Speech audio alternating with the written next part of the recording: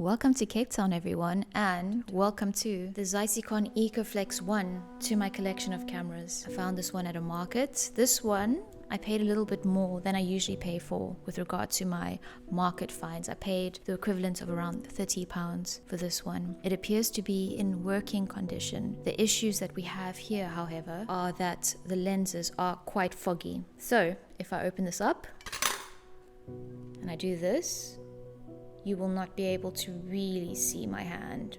You can get some vision through it, but it's going to need a bit of a clean. Interestingly, this one came with film inside it already. And to give you a brief rundown of the Zeiss Ikon IKOFLEX I, manufactured from 1934 in Germany. This is the first IKOFLEX, and what's really cool about this one is that the lid is of the Mexican pyramid shape. As you can see, it's got a bit of a pyramid shape, Mexican pyramid shape. This indicates that this is of the first batches, or one of the first batches of this IKOFLEX I. The Zeiss Ikon nameplate at the top there is in black. Some versions, or the later versions, are in a bit of a, I don't know what it is, chrome. This is built solid, it's beautiful, it feels great, stable and sturdy in the hand, and weighs about 1 kilo. Maybe I should show you what I'm doing. I'm closing it up for now. As I mentioned, film already inside, or I think I mentioned, there's film already inside here. So I'm not going to be opening it up, but you open this up by pushing this button here, which will allow you to pull this canister down, which will reveal or will give you this canister, this bottom part where film will sit. Not vertically like you get in other twin lens reflex cameras going this way, but the film runs horizontally, which is interesting. And given the fact that this is so old, and 120 film at the time, or medium format film at the time, had either a metal canister or not rod, but those spools. The spools are either metal or they were wood, and those are different thicknesses. You now, for that reason, have 2 film counters.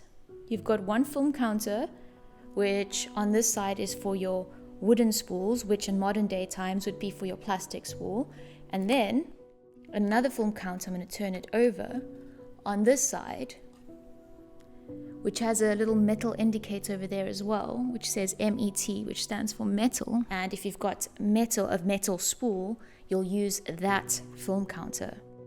Interesting design. The reason that this one is called the coffee canister, or the coffee can IKOFLEX, is because its Art Deco design made it look like a German World War I trench coffee can, which is quite an interesting little factoid or detail for this camera. You can measure, or you can select your aperture value with this lever over here, which will change the aperture value from 4.5 through to 22, I think it is.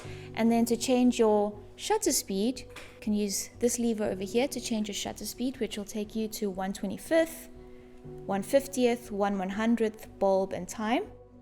And this is a self-cocking shutter, so let's take this to 1/100th of a second and cock the shutter. Well, it's self-cocked, so then all you have to do is click, and that already shutters, fires. To advance your film, you use this lever over here, and you pump it, I think it's 3 times per frame. I'm not going to do it now because there is film inside. Once you've loaded the film for the first time, and you've used the window to get you to the first frame, you then reset the counter by this lever over here. You give it a push until it clicks, and it'll take these to number 1.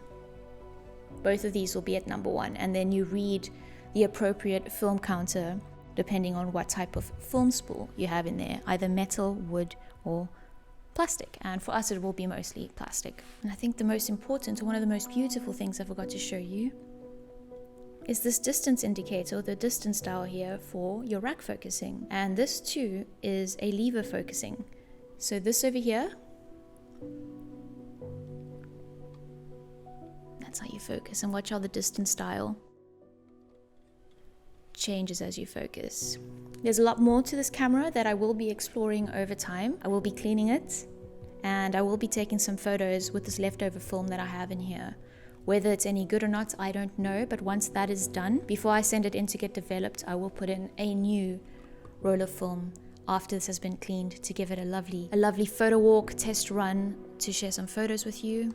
I'm hoping for the best, not expecting the worst, but I am hoping for the best. But keeping myself realistically unenthused for now. Keep a lookout for that video. Sadly, it appears that this hasn't been confirmed yet, but my film might be lost. The film from my previous projects of my other film cameras that I've been talking to you about, my Pentacon 6, my other IKOFLEX, for which I was going to make a full video. The film has not reached the lab yet. It is what it is. Let's hope it does reach there, but it's been more than 2 weeks now since I sent the film over, and it is what it is. Let's hope for the best. Let's hope that it still makes its way to the lab and there's just been some sort of postal delay or something like that. I'll keep you posted. Let's leave it at that. Thanks for being here. I'll see you in the next one. Cheers. If you enjoyed this video, please smash the like button, which is down there somewhere at the bottom under the video. Feel free to comment. It's very helpful for my channel growth. If you enjoy videos of this nature where we discuss photography, cameras, film, digital, stuff like that, artistic intention, feel free to subscribe to my channel. I think you would enjoy the stuff that I have here. Right, thanks.